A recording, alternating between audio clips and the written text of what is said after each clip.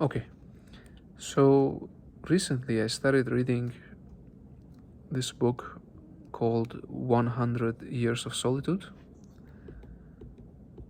and it is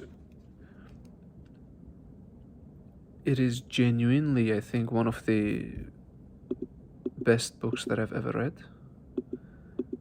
In what sense? In a sense that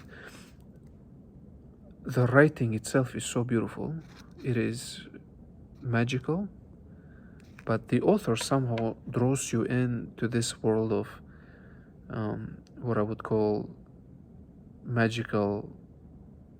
I mean, they call it magical realism, but it feels so disconnected from our society that it feels nice to jump into that world, and um, and there's a certain liveliness about everything.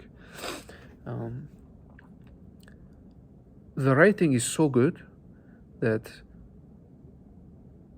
every time, in almost every page, you just have to like take a break. You have to pause and take a break and admire at the beauty of what you've just read.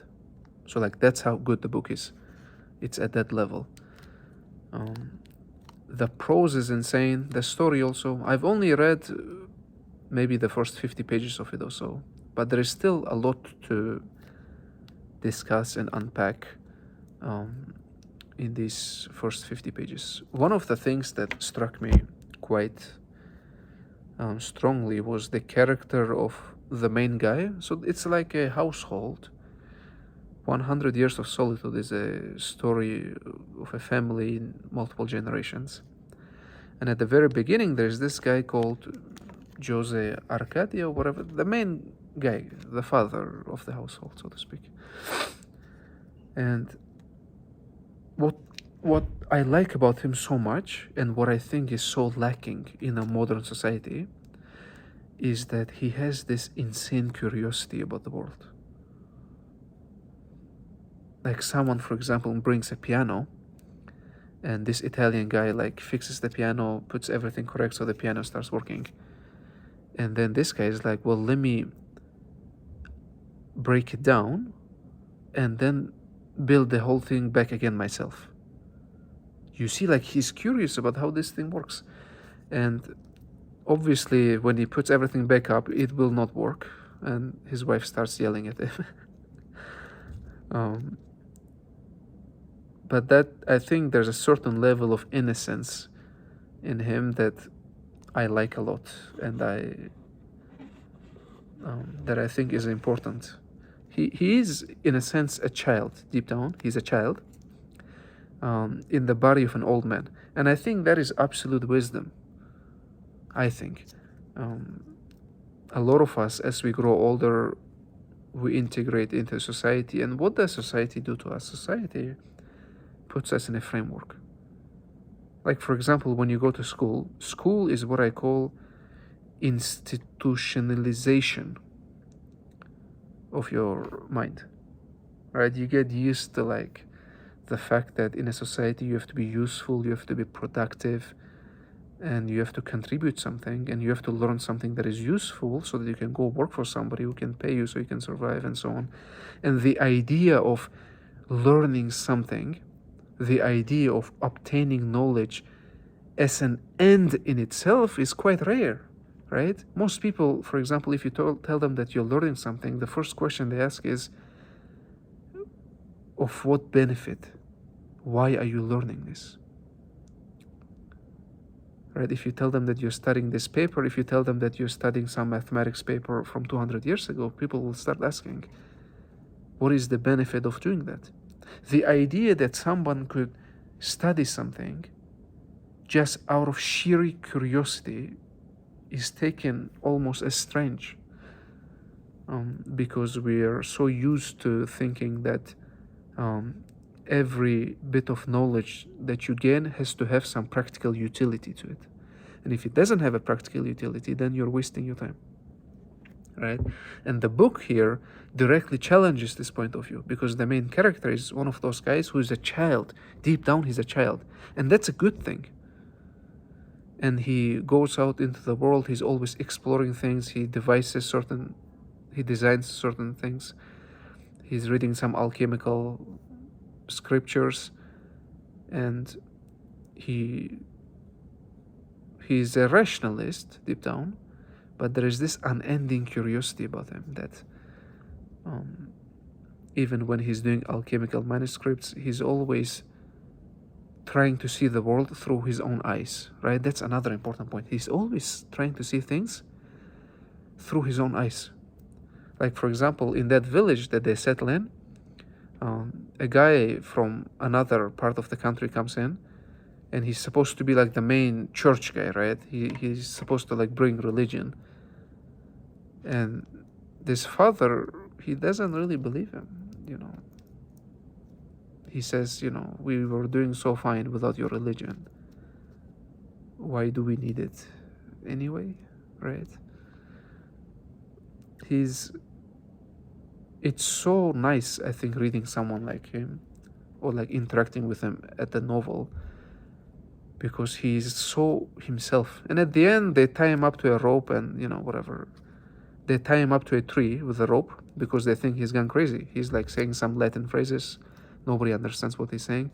But deep down, he's a child. And I think there is a lot of wisdom in the way he acts. And on the other hand, there was, apart from this novel, let me tell you about a certain mathematician. Not just a certain mathematician, but the greatest mathematician of the 20th century. His name was Alexander Grothendieck, somebody who I've read a lot back when I was doing my mathematics PhD. He completely revolutionized algebraic geometry and a lot of other things. And towards the end of his life, he writes an autobiography called Harvesting and Sowing. Right? You can read this work. It's really interesting. It's called Harvesting and Sowing by Alexander Grothendieck. And there he talks so much about the importance of innocence. Right? He's saying that if you want to make a mathematical discovery, it is not important. The most important thing, he says, is not how hard you work, how dedicated you are, how many goals you set. You're like, oh, I'm going to go and achieve so and so in mathematics. He says none of that is important. The most important thing in the life of a creative individual is innocence. And by innocence, he wasn't talking about, you know, sexual innocence or physical innocence. He was talking about the psychological innocence where you follow your own instincts. You don't really listen to others that much. I mean, look at the child, he says. He says the child is a perfect example of eternal wisdom. Can you tell a child what to do? Absolutely not. Why? Because the child always listens to her own instincts.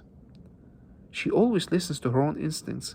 She might, for example, go to a garden and play with some plants or with some toy, even if nobody's playing with her. Do you see the nature of a child? The child is solitary by nature. The child is alone by nature. And in that solitude, the child doesn't feel lonely. The child rejoices in her solitude. And she goes out there and she plays by herself with plants, toys. She goes and she's so fascinated by the world that she follows her own intuition to wherever it takes her. She doesn't care about what other children find important, what other children find interesting. She doesn't care about what parents say, right? And Grothendieck is saying that this is the ultimate nature of a creative individual, that you are a child deep down. And that if you want to make big mathematical discoveries, then you have to be a child at heart. You shouldn't care about what these great mathematicians think about. You shouldn't care about what these great mathematicians find important or useful. Oh, like a Harvard math professor thinks that so-and-so is useful, so you should study that. He's like, who cares? Who cares what these people say? He says the voice of authority should not weigh you down. the weight of culture should not weigh you down. It should not kill your personality. But unfortunately, he says, as we go through these terrible years of institutionalization in our educational systems, he says the result is somebody who is just a good worker. You tell him what to do and he'll do it, and he doesn't have any personality of his own. And in this book, 100 Years of Solitude, this main guy, Joseph Arcadia, he's an example of a guy who really doesn't listen to others. He always follows his own intuition. If he's curious about something, he will go and learn it. To him, knowledge is an end in itself. He's not learning about the inner mechanism of a piano just because he thinks it's going to be useful. He's learning about it because it is so fascinating to him. And I think that is the ultimate source of happiness that I think in our modern world we are lacking. Because in our lives, we just go to work, right? We go to classes, do homework that somebody else assigned. Do you find this homework interesting? No one even asks you that question. You go to lectures that maybe are not so interesting. The idea of pursuing knowledge out of sheer curiosity as an end to itself and not as a means to something else, right? That innocence, I think, is so lacking. And so when I encountered such innocence in this book, 100 Years of Solitude, I was really amazed and happy that such individuals, at least on a fictional level, exist, right? Because I consider myself to be one of those people. Sometimes I just go and read some things that are absolutely useless.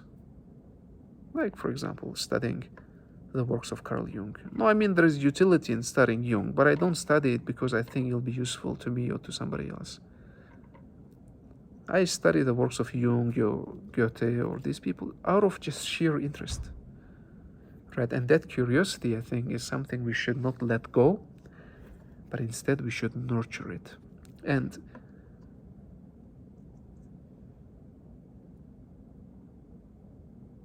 what I think a lot of parents miss, what I think a lot of parents don't understand, is that this creative impulse, this innocence, can be destroyed pretty easily.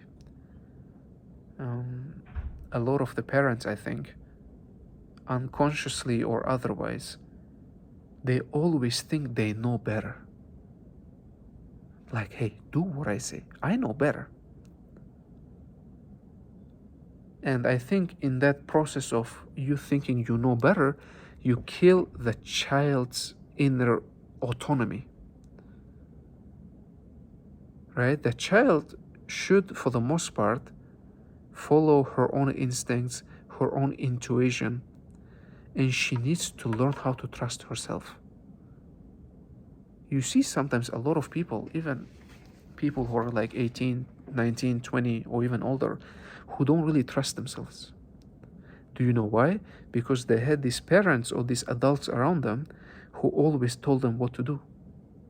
I think there is merit in picking a road yourself, a journey, and then going in that road, not knowing what is going to happen. You don't know what kind of adventures you might see there, but just, as Grothendieck says, as like a child sees a butterfly and follows the butterfly, and before you know it, the child is in a completely new landscape, discovering new things. And I think we should allow children and young adults to make decisions independently, even though we don't agree with them, and allowing them to build a foundational trust with themselves. Because, for example, if you're a teenager, for example, listening to me right now, what I would tell you is, yeah, you can always listen to others, right? The adults somehow know better. They don't, but you might always listen to them. But then there comes a point in your life where you really have to trust your own intuition. You will not have anyone else anymore. There will come certain black, gray days in your life where you really need that foundational trust with yourself to guide you further. There won't be parents anymore. There won't be a boyfriend or a girlfriend or friends. I mean, you may you may have these people in your life, but deep down we are alone. Right? I think any human being will admit that deep down we are always alone. Our lives are always solitary like that. And that's actually one of the main points of this book, 100 Years of Solitude. I think he just always emphasizes that characters, they always interact with each other, but they're always kind of solitary by nature. Like they go through their sufferings alone. And I think it is extremely important for the younger generation to cultivate this trust with themselves, to make decisions, to make mistakes, to see what works, what doesn't work, to do certain actions and then see the consequences of these actions, to take a certain road, to follow their curiosity. If they are curious about reading the works of people like Goethe, we shouldn't say, oh, you're not ready for that. Let them read it.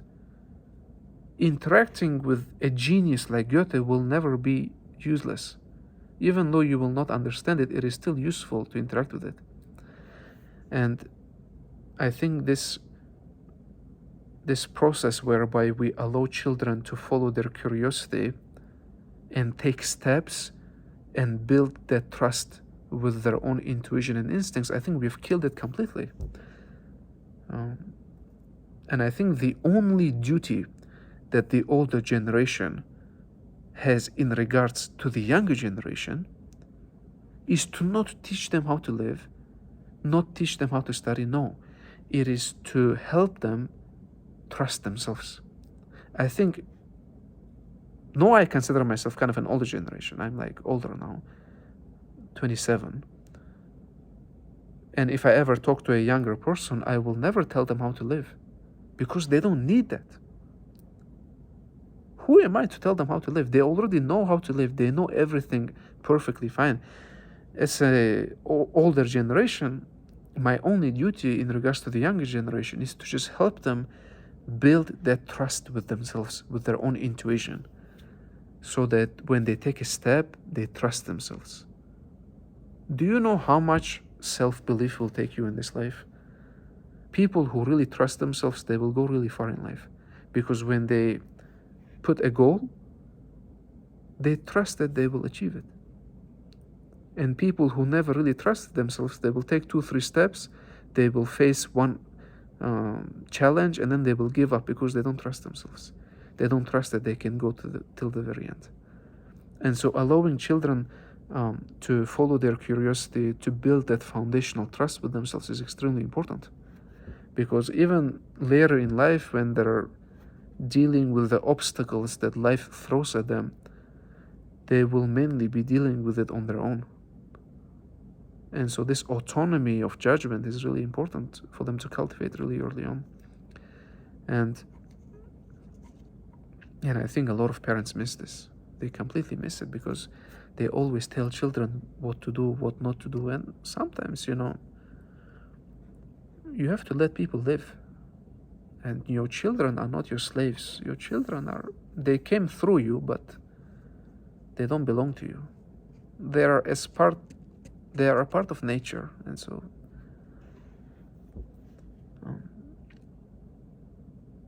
but if you're someone like that, someone like me, someone like Grothendieck, or someone like the main character of this book, who always follows your own instincts, then you will really be disliked by others because you will never really listen to others. I'm not saying don't listen to others. Of course, you should take their point of view into consideration. That is a hallmark of intelligent behavior, to listen to others. But you shouldn't take their voice as the voice of ultimate authority. Nobody in this life knows what they're doing. Who the hell knows what they're doing in this life? And so don't think that just because somebody is older, they somehow know everything, that they always know what the right way is. And maybe they're right, maybe they're not, but you need to learn how to make your own decisions. It is your life. We will live maybe 50, 60, 70 years, and then we will die. So none of this is actually that serious. So Um, I find it depressing sometimes when I think about how little we pursue our curiosity. But when you read this book, it is one of those books that takes you away from this reality and brings you into this world of magical realism where there is more life to it.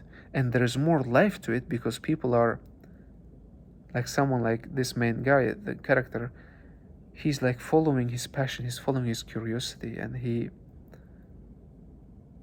he's not bothered by whether somebody is interested in what he's interested in. He's not bothered by whether somebody finds it important what he finds important. If he finds something important and interesting, he will go and study it. He will experiment it. And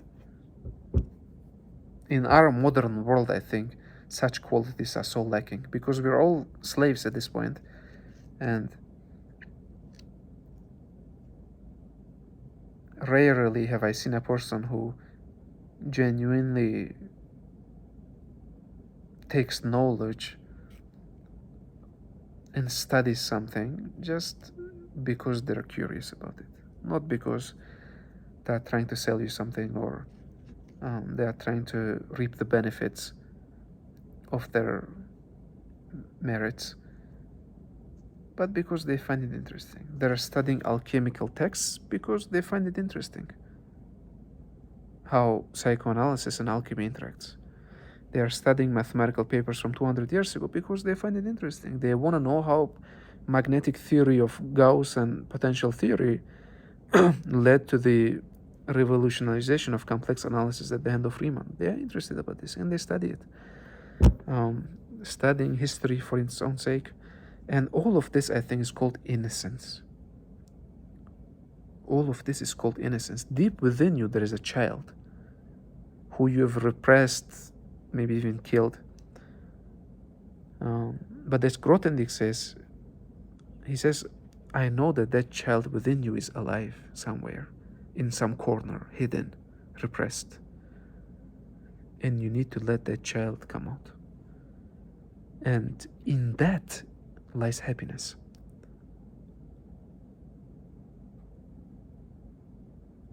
Right? Just because you're a serious guy who goes to work, comes back from work, goes to gym, there is no child in that. And that's why you're miserable. Bringing out the child in you means doing something that you genuinely find curious, following your intuitions.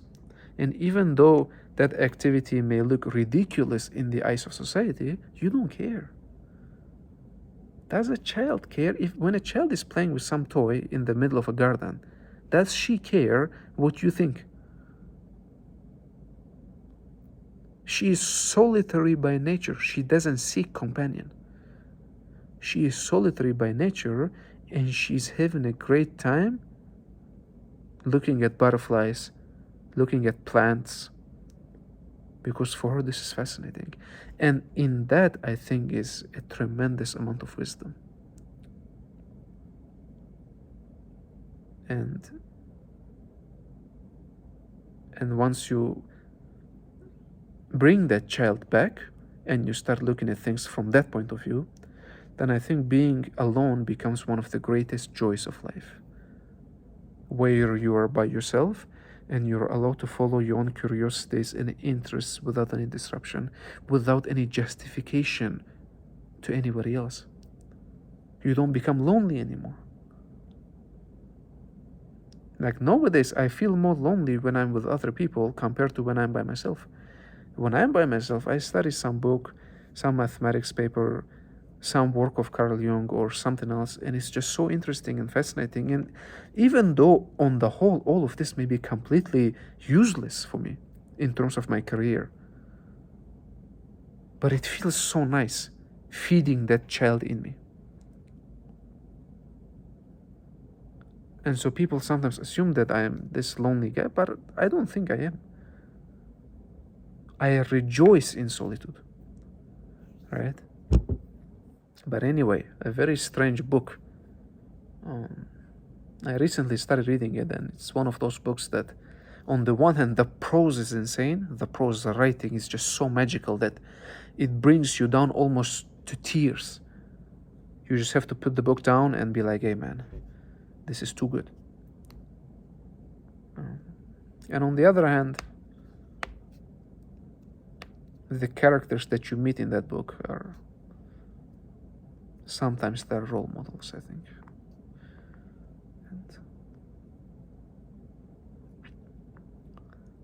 But anyway, as I read more, maybe I will have more thoughts, but that's what I think about. That's all the thoughts I have for now.